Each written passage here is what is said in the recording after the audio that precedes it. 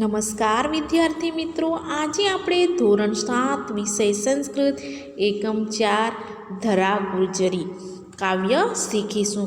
તો થોડી પ્રસ્તાવના જોઈ લઈએ. પ્રસ્તુત કાવ્ય ગુણવંતી ગુજરાત પ્રત્યેનો આદરભાવ વ્યક્ત કરે છે. અહીં કાલિકા માતા, અંબા માતા, શ્રી કૃષ્ણ તથા કુંતેશ્વર એટલે કે ભગવાન શિવની સ્તુતિ કરવામાં આવી છે અને સાથે સાથે ગુજરાતની વિવિધ નદીઓ નર્મદા, તાપી અને સાબરમતીનું ગૌરવગાન કર્યું છે. તો વિદ્યાર્થી મિત્રો, અહીં ધરા ગુર્જરી, ધરા એટલે કે ભૂમિ, ગુર્જરી એટલે કે ગુજરાતની ભૂમિ. ગુજરાતની ભૂમિ, તો આપણે અહીં જે નકશો બતાવવામાં આવેલો છે, તો ગુજરાતની જે ચારે ચાર દિશાઓ છે, તો દિશાઓમાં કયા દેવી દેવતાઓ રક્ષણ કરે છે તે અહીં બતાવવામાં આવેલું છે. તો જોઈએ, આ પૂર્વ દિશા, આ પશ્ચિમ દિશા, આ ઉત્તર દિશા અને આ દક્ષિણ દિશા. તો આપણે જોઈએ, પૂર્વ દિશામાં પાવાગઢ પર્વત આવેલો છે અને દ્વારકાધીશનું મંદિર આવેલું છે અને અહીં ઉત્તરમાં અંબાજી માતાનું મંદિર આવેલું છે અને દક્ષિણ દિશામાં કુંતેશ્વર એટલે ભગવાન શિવનું ધામ આવેલું છે. તો અહીં ગુજરાતની ચારેય દિશાઓમાં જે દેવી દેવતાઓ વસેલા છે એ ગુજરાતની ભૂમિનું રક્ષણ કરે છે તે આ કાવ્યમાં સમજૂતી આપવામાં આવેલી છે. અને અહીં જે છે નર્મદા નદી, તાપી નદી અને સાબરમતીનું પણ વર્ણન કરવામાં આવેલું છે. તો જોઈએ, કાવ્યના શબ્દાર્થ અને ભાષાંતર શીખીશું.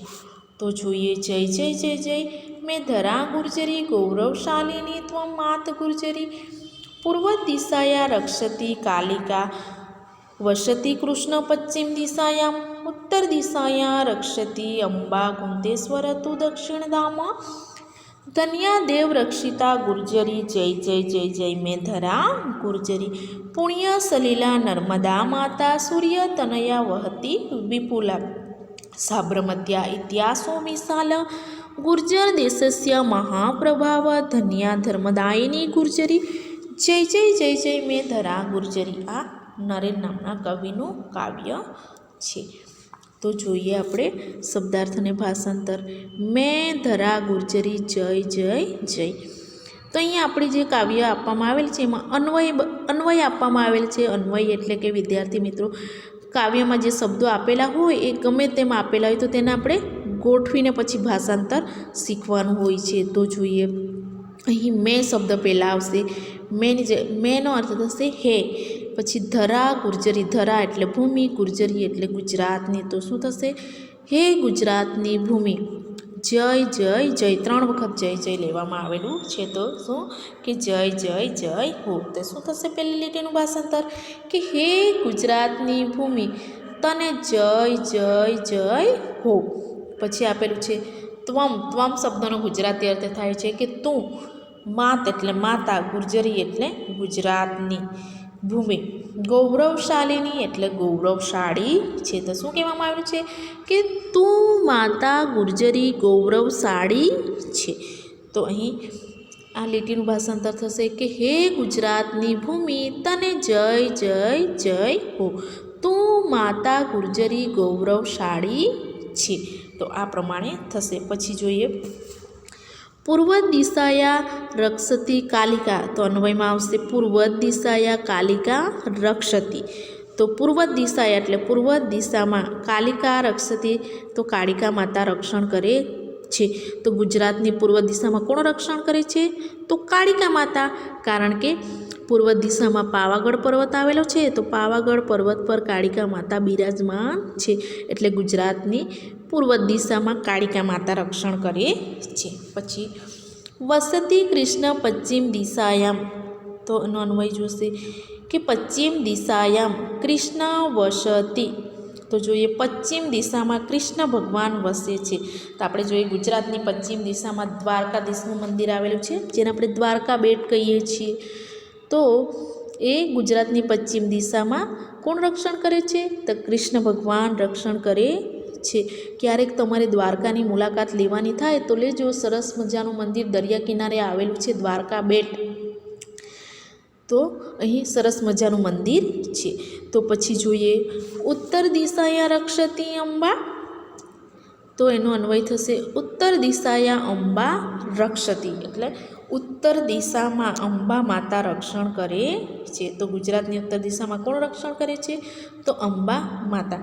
કારણ કે ઉત્તર દિશામાં અંબાજીમાં અંબાજી માતાનું મંદિર આવેલું છે, એટલે કહેવામાં આવેલું છે કે ઉત્તર દિશામાંથી જે અંબા માતા ગુજરાતનું રક્ષણ કરે છે. પછી જોઈએ કુંતેશ્વરસ્ય તું દક્ષિણ ધામ, તો દક્ષિણ તો કુંતેશ્વરસ્ય ધામ આ પ્રમાણે થશે. એટલે શું? દક્ષિણ દિશામાં કુંતેશ્વરનું તો ધામ આવેલું છે. તો અહીં દક્ષિણ પછી કુંતેશ્વર એટલે મહાદેવ, તું એટલે તો, અને ધામ એટલે જે ધામ. તો જોઈએ શું આવશે એનું ભાષાંતર, કે દક્ષિણ દિશામાં કુંતેશ્વર મહાદેવનું તો ધામ આવેલું છે. તો જોઈએ આપણે ફરીથી એકવાર, પૂર્વ દિશામાં કાળિકામાં રક્ષણ કરે છે, પશ્ચિમ દિશામાં કૃષ્ણ ભગવાન વસે છે, ઉત્તર દિશામાં અંબામાં રક્ષણ કરે છે, અને દક્ષિણ દિશામાં કુંતેશ્વરનું ધામ આવેલું છે. કુંતેશ્વર એટલે કયા ભગવાન? કે મહાદેવ. તો પછી જોઈએ ધન્યા દેવરક્ષિતા ગુર્જરી, મેં ધરા ગુર્જરી જય જય જય. તો દેવરક્ષિતા એટલે દેવો વડે રક્ષાયેલી, ગુર્જરી એટલે ગુજરાતની ભૂમિ, ધન્યા એટલે કે તું ધન્ય છે. તો દેવો વડે રક્ષાયેલી ગુજરાતની ભૂમિ તું ધન્ય છે. તો આપણે જોઈએ દેવરક્ષિતા શા માટે કહેવામાં આવેલી છે, કે અહીં પૂર્વ દિશામાં કાળિકામાં રક્ષણ કરે છે, અને પશ્ચિમ દિશામાં કૃષ્ણ ભગવાન વસે છે, ઉત્તર દિશામાં અંબામાં વસે છે, અને દક્ષિણ દિશામાં કુંતેશ્વરનું એટલે કે ભગવાન શિવનું ધામ આવેલું છે. એટલે અહીં જે ગુજરાતની ચારે ચાર દિશાઓમાં જે એ છે એ દેવો વડે રક્ષાયેલી છે. એટલે કહેવામાં આવેલું છે કે દેવો વડે રક્ષાયેલી ગુજરાતની ભૂમિ તું ધન્ય છે. પછી આવશે હે ગુજરાતની ભૂમિ તને જય જય જય હો. તો આ પ્રમાણે થશે. હવે આગળ જોઈશું. પુણ્ય સલીલા નર્મદા માતા સૂર્ય તનયા વહતી વિપુલા, સાબરમત્યા ઇતિહાસો વિશાલા, ગુર્જર દેશસ્ય મહાપ્રભાવ, ધન્યા ધર્મદાયની ગુર્જરી જય જય જય જય મેં ધરા ગુર્જરી. તો જોઈએ અન્વય, નર્મદા માતા પુણ્ય સલીલા. તો નર્મદા માતા એટલે નર્મદા નદી. તો નર્મદાના માતાનું કેવું પાણી છે? પુણ્ય એટલે પવિત્ર, સલીલા એટલે પાણી. તો શું થશે? નર્મદા માતાનું પવિત્ર પાણી છે. પછી આવશે સૂર્ય તનયા વહતી વિપુલા, કે સૂર્ય તનયા વિપુલા વહતી. સૂર્ય એટલે સૂર્યદેવ, તનયા શબ્દનો અર્થ થાય છે પુત્રી, વિપુલા એટલે પુષ્કળ પ્રમાણમાં, વહતી એટલે વહે છે. તો સૂર્યની પુત્રી કઈ નદી આવે? તો કે હા, તાપી નદી આવે. તો તાપી નદી પુષ્કળ પ્રમાણમાં વહે છે. તો આપણું સુરત શહેર કઈ નદીના કિનારે આવેલું છે? તો તાપી નદીના કિનારે આવેલું છે. તાપી નદી કોની પુત્રી છે? તો સૂર્યદેવની પુત્રી છે, અને તે પુષ્કળ પ્રમાણમાં વહે છે. પછી જોઈએ સાબરમત્યા ઇતિહાસો વિશાલ. સાબરમતી એટલે કે સાબરમતી નદી, ઇતિહાસો એટલે કે ઇતિહાસ, વિશાલ એટલે વિશાળ છે. સાબરમતી નદીનો ઇતિહાસ વિશાળ છે. તો સાબરમતી નદી તમે બધાએ જોઈ હશે. તો સાબરમતી નદી એ કયા શહેરમાંથી વહે છે? તો કે અમદાવાદ. તો અમદાવાદ શહેર કઈ નદીના કિનારે આવેલું છે? તો કે સાબરમતી નદીના કિનારે આવેલું છે.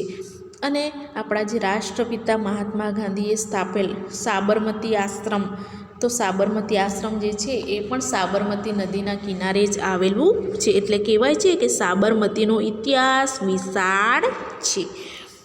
પછી જોઈએ ગુર્જર દેશસ્ય મહાપ્રભાવ. તો આટલું બધું આપણે જોયું. તો અહીં બતાવવામાં આવેલું છે કે ગુર્જર દેશસ્ય એટલે ગુજરાતનો દેશમાં, મહા એટલે મોટો પ્રભાવ છે. તો શા માટે મોટો પ્રભાવ છે? તો કે નર્મદા માતાનું પવિત્ર પાણી છે, અને સૂર્યની પુત્રી તાપી નદી પણ પુષ્કળ પ્રમાણમાં વહે છે, અને સાબરમતી નદીનો ઇતિહાસ વિશાળ છે. માટે શું કહેવામાં આવેલું છે? કે ગુજરાતનો દેશમાં મોટો પ્રભાવ છે એમ. અને આપણે ઉપર જોયું તેમ જે છે કે આપણી પૂર્વ દિશામાં કાળિકામાં રક્ષણ કરે છે, અને ઉત્તર દિશામાં અંબા માતા રક્ષણ કરે છે, પશ્ચિમ દિશામાં કૃષ્ણ ભગવાન વસે છે, અને દક્ષિણ દિશામાં ભગવાન શિવનું ધામ આવેલું છે. એટલા માટે અહીં શું કહેવામાં આવેલું છે? કે ગુજરાતનો દેશમાં મોટો પ્રભાવ છે. તો પછી જોઈએ ધન્યા ધર્મદાયિની ગુર્જરી, જય જય જય જય મેં ધરા ગુર્જરી. તો અહીં શું ધર્મદાયિની એટલે ધર્મ આપનારી. ધર્મદાયિની શબ્દનો અર્થ શું થાય કે ધર્મ આપનારી. ગુર્જરી એટલે ગુજરાતની ભૂમિ. ધન્યા એટલે તું ધન્ય છે, એટલે ધર્મ આપનારી ગુજરાતની ભૂમિ તું ધન્ય છે. પછી આવશે મેની જગ્યાએ હે લેવાનું છે, એટલે હે ગુજરાતની ભૂમિ તને જય જય જય હો. તો આ પ્રમાણે ભાષાંતર થશે. ફરી એકવાર જોઈશું કે નર્મદા માતાનું કેવું પાણી છે? પવિત્ર પાણી છે. સૂર્યપુત્રી તાપી નદી પુષ્કળ પ્રમાણમાં વહે છે. સાબરમતીનો ઇતિહાસ વિશાળ છે. ગુજરાતનો દેશમાં મોટો પ્રભાવ છે. તો ધર્મ આપનારી ગુજરાતની ભૂમિ તું ધન્ય છે. હે ગુજરાતની ભૂમિ તને જય જય જય હો. ત્યાં નરેનની સરસ મજાની ગુજરાતનું ગૌરવ પ્રત્યેની કાવ્ય આપણે જોઈ, તો આપણે ફરીથી એકવાર ભાષાંતર જોઈશું.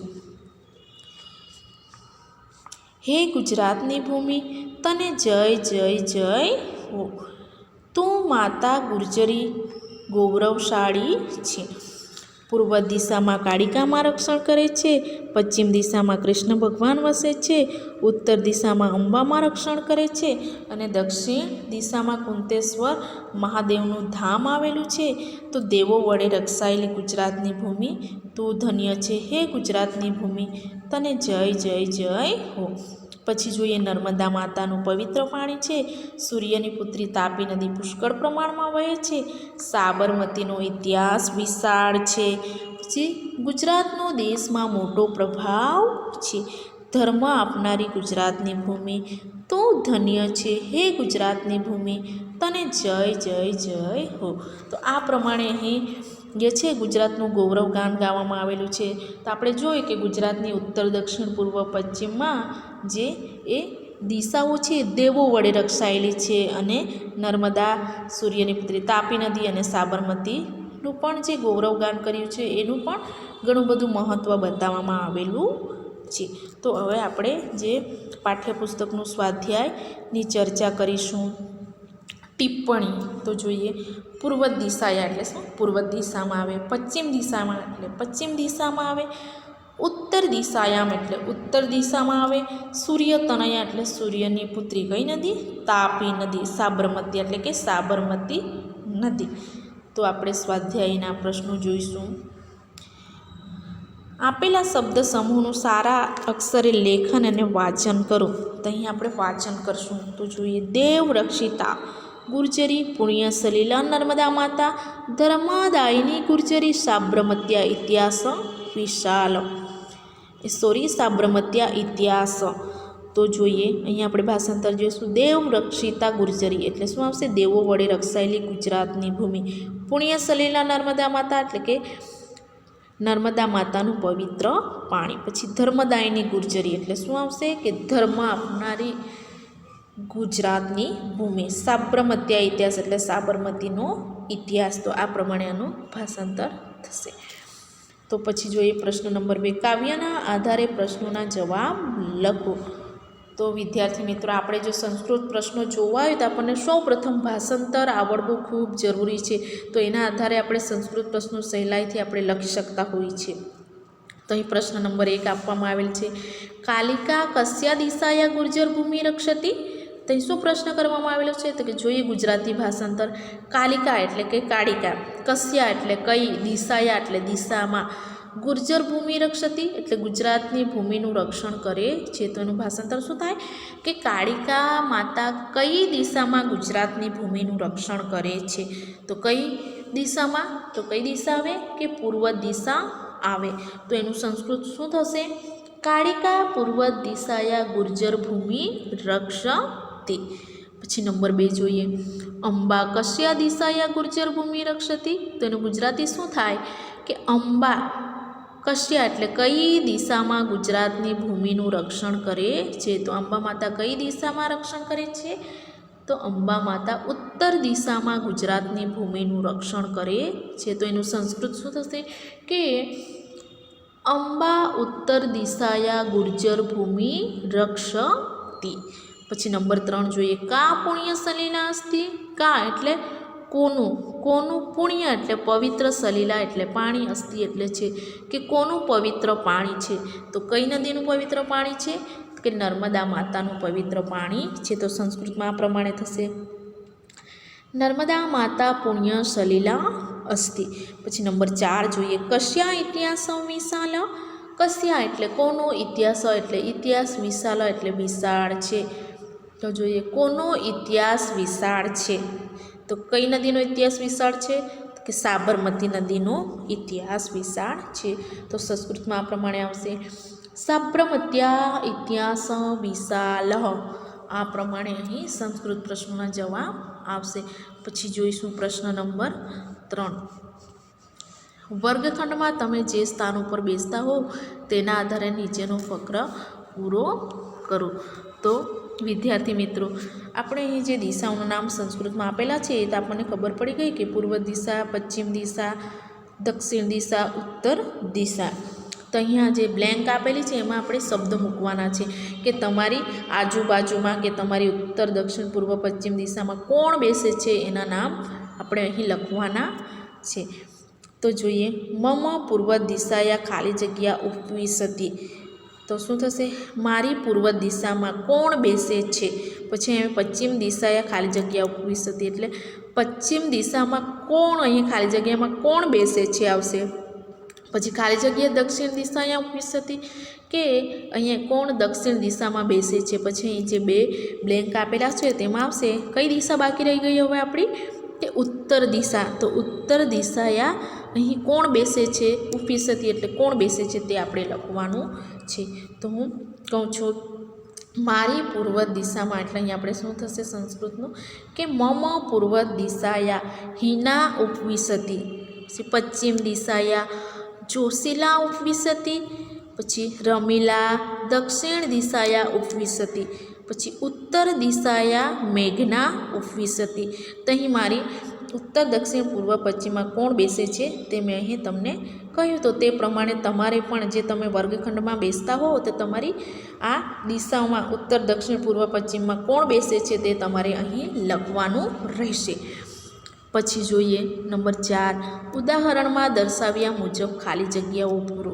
તો અહીં ઉદાહરણ પણ આપેલું છે ને અહીં આપણે જે ખાલી જગ્યાઓ પૂરવાની છે. તો અહીં જોઈએ આપણે ઉદાહરણમાં ખાલી જગ્યા છે ઇતિહાસ વિશાલ.